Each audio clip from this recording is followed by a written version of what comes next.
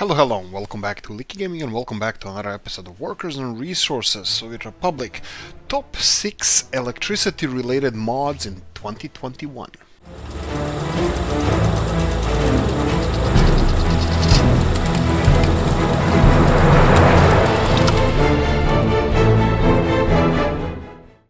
Straight away, disclaimer, there's a lot of great modders. There are mods that I'm not covering here, like Mr. Novu. He made one of these mods also in totally separate.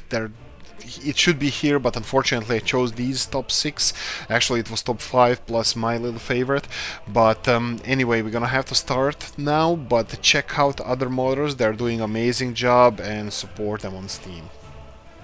Okay, first, electrical organizers made by Nixnix. Okay, this is not electrical organizers, this is the byproduct of the whole mod.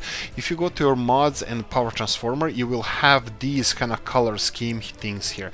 So electrical organizers are these things. They're just here to help you organize your cabling when you next to your power plant, and also there's for medium voltage organizers as well.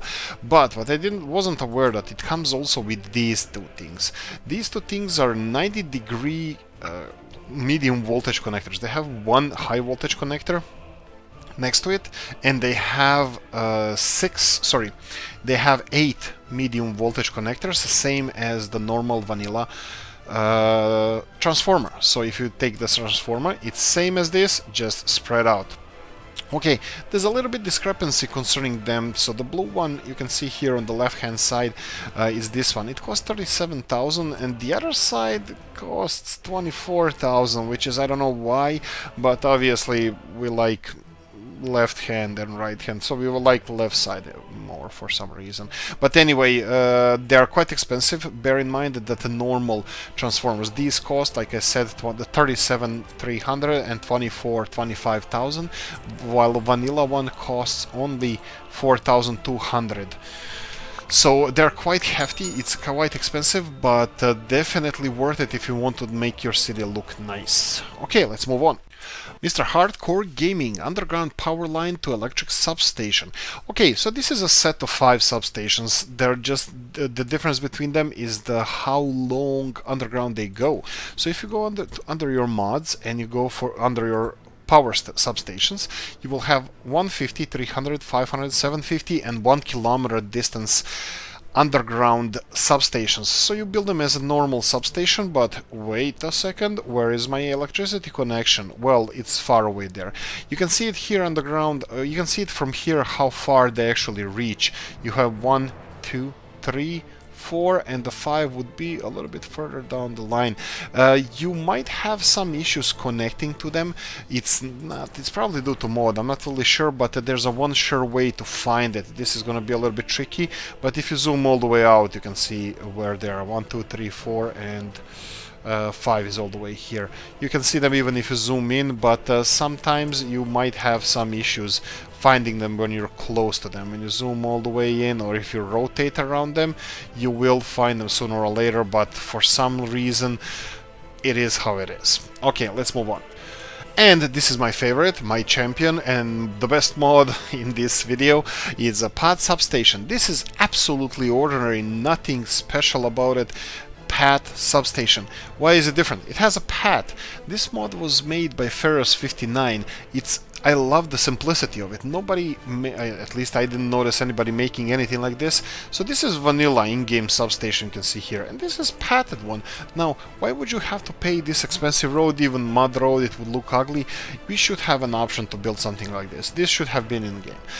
Probably because the fire access, but the firefighters can come here as well, so it's not a problem. Anyway, this is my favorite mod today, and definitely this is number 1. You might not agree, but hey ho. Mr. Hardcore Gaming strikes again. This is modded electric substation with underground power connections, underground high voltage power lines, versions up to 1 kilometer of underground power lines. More than 1 kilometer would be an overkill, but you can always get out of ground and reconnect it underground again. So what are we talking about here? If you go to mods and power transformers. So 250, 500, 750, and 1 kilometer long. These are the four mods that you can see here. So what's the deal with them? Well, they're expensive, but they give you option that you can create or build your power lines underground. This is not the most realistic mod in the world, but definitely later on in the game, when the money is not an issue, you probably want something like this, because your power lines are going to pollute your surrounding. Visually it's gonna look awful, and especially those biggest ones, they're absolutely enormous. So underground solution, we have it. Okay, so ace in the sleeve here is something different, something I haven't used a lot, but it's definitely revolutionary, especially if you want to build your own cities from the scratch, or industrial zones or anything like that. So this is an underground power transformer, you can see it here. So what's special about it? It has freaking 9 different underground connections. So you build a normal transformer here, it's actually not even that normal, because it has two-sided connections to it, and then you have 3 points, which with each one of them having 3 sides, 3 times connectable power lines to it. So you can connect all together 8 plus 9, 17 different connections to it.